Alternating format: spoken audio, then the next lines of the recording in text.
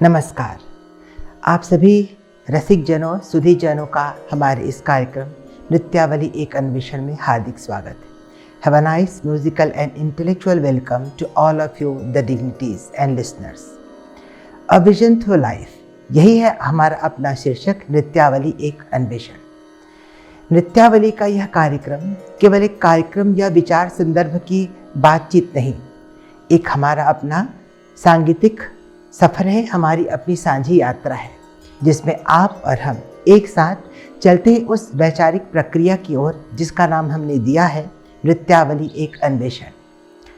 नृत्यावली एक अन्वेषण विचार के साथ साथ एक वैचारिक प्रयास है, एक वैचारिक यात्रा है जो हमें जोड़ता है अपने जीवन की जड़ों की ओर, और जीवन जो हमें गुण पगार करता है, गुणों से सिंचित करता है, हमारे अपने व्यवहारिक जीवन में, सामाजिक जीवन में, सांस्कृतिक जीवन में, आध्यात्मिक और मानसिक जीवन में भी।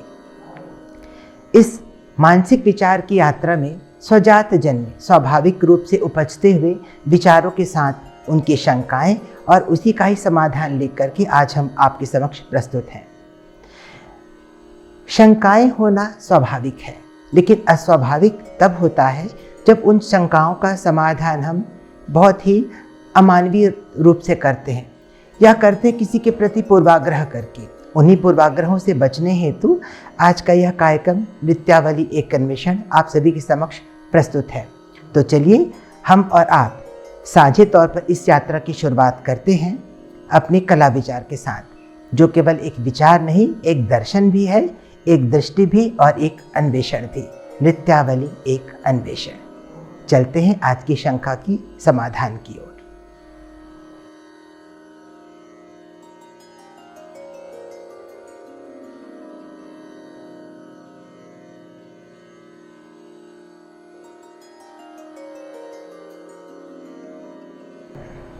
आज की हमारी अपनी शंका है और प्रश्न है कि क्या सभी नृत्य एक समान है? समाधान ऐसा है कि बिल्कुल नहीं। अगर आप शारीरिक संरचना या प्रस्तुतिकरण के माध्यम से देखना चाहें तो एक दर्शक को, एक ऑडियंस को केवल लयात्मक गति या रिदमिक इंटरप्रिटेशन दिखाई देता इन अ विजुअल कंसर्न, लेकिन आप जब गहराई तक जाकर के सोचते हैं तब पता चलता है कि दिखने वाली हर चीज़ का अर्थ या अभिप्राय एक नहीं है। बिल्कुल उसी तरीके से सभी नृत्य एक समान नहीं होते। हमने अपने पिछले अंक लास्ट एपिसोड में बताया था कि अगर हम पृथ्वी को दो भाग में विभाजित करते हैं एज अ मैग्नेटिक पोल, तो उसके हिसाब से पौर्वात्य और पाश्चात्य दो प्रकार की संगीत प्रणाली हमारे अपने पास प्रस्तुत होती है।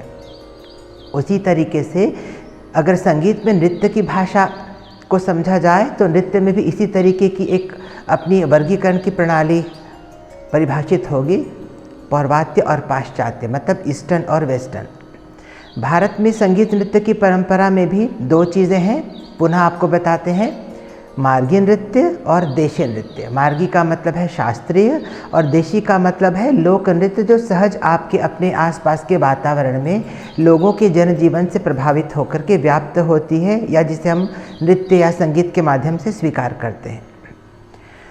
वेस्टर्न डांस के कंसेप्ट में सबसे बड़ी बात है कि उस डांस में कोई आध्यात्मिक चेतना या कोई एक मेटाफिजिकल या फिलोसॉफिकल एलिमेंट नहीं होता, कोई दार्शनिक तत्व नहीं होता।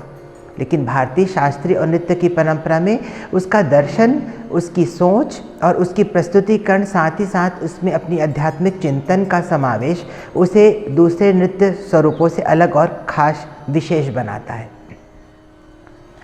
वर्तमान में अगर भारतीय नृत्य परंपरा में बात करें तो शास्त्रीय नृत्य के अलावा बहुत सी ऐसे नृत्य परंपराएं विकसित हुई हैं, जैसे कि high dance, Bollywood dance, creative dance. Western country से अगर आप तुलना करें तो एक कंटेम्प्रेरी डांस भी आजकल बहुत चलता है। तो केवल लयात्मक गतिविधि को अगर आप डांस कहते हैं, जिसमें कि म्यूज़िक और इंस्ट्रूमेंट का एसिमुलेशन होता है, एकोमोडेट होते हैं या उसका सम्मिश्रण होता है, तो आपको सारी डांस या नृत्य एक तरीके से ही दिखाई देंगे। लेकिन जब आप गहराई तक जाते हैं तब पाते हैं कि इनकी अपनी आधारभूत संरचना और इसके प्रस्तुतिकरण में बहुत ज़्यादा अंतर होता है। भारत की आध्यात्मिक चेतना के अनुरूप ही भारत का शास्त्रीय नृत्य आध्यात्मिक है, भक्ति रस से परिपूर्ण है, जबकि लोक नृत्य जनजीवन की अपनी अवधारणा से या उनकी अपनी दैनंदिनी से या जीवन शैली से प्रभावित होता है, जहाँ आध्यात्मिक चिंतन नहीं होता, एक सामाजिक उत्सव का परिवेश या सामाजिक उत्सव की भावना होती है। बॉलीवुड डांस जिसे हम चलचित्र का भी नृत्य कहते हैं, वो किसी खास चरित्र को प्रस्तुत करने में उसके चारित्रिक विशेषताओं के साथ उस कथानक के अनुरूप उस संगीत नृत्य की पुष्टि होती है या उसे प्रस्तुत करते हैं। वेस्टर्न डांस केवल एक समय काटने का माध्यम समझिए, क्योंकि ताल लय तो वहाँ भी होगा, स्वर वहाँ भी होंगे, लेकिन उस स्वर की कोई एक निश्चित परिभाषा वहाँ पर निश्चित नहीं की गई है। तो सभी नृत्य दिखते एक हैं, लेकिन वो होते बराबर बिल्कुल भी नहीं। तो ये आपके अपने विवेक के ऊपर निर्भर करता है कि आप किस तरीके से नृत्य या संगीत को अपने जीवन में अपनाना चाहते हैं। अगर मनोरंजन का माध्यम है तो आपका उद्देश्य बिल्कुल अलग होगा, लेकिन अगर मनोरंजन का माध्यम है तो निश्चित तौर पर ही भारत के शास्त्रीय नृत्य की परंपरा आपके लिए कल्याणकारी सिद्ध होगी। नमस्कार।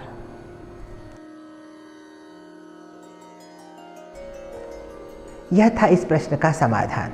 आशा है आप अपनी शंका के समाधान से संतुष्ट होंगे। संतुष्टि केवल समाधान से नहीं होनी चाहिए, समाधान के साथ साथ हमारी अपनी वैचारिक प्रक्रिया का क्रम निरंतर जारी होना चाहिए, क्योंकि जब तक हम विचार नहीं करेंगे तब तक शंकाएं नहीं होंगी, और जब तक शंकाएं नहीं होंगी उनकी समाधान की निश्चिति भी नहीं हो पाएगी।